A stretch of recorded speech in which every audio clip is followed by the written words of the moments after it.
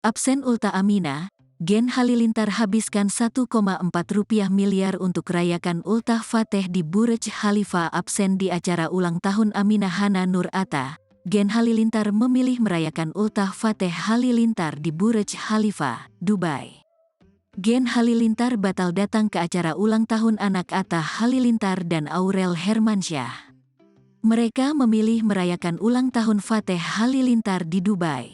Kabarnya, Gen Halilintar menghabiskan uang setidaknya 1,4 miliar rupiah untuk kejutan ulang tahun Fateh di Burj Khalifa.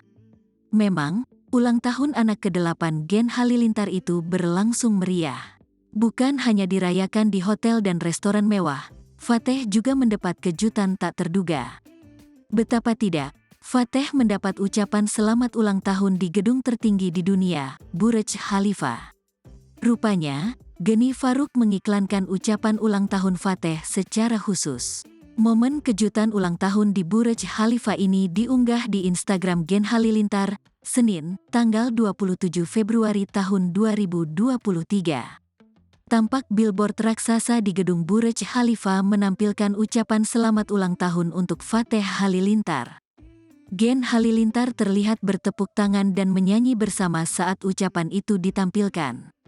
Sementara Fateh Halilintar tampak terkejut mendapat kejutan yang istimewa ini.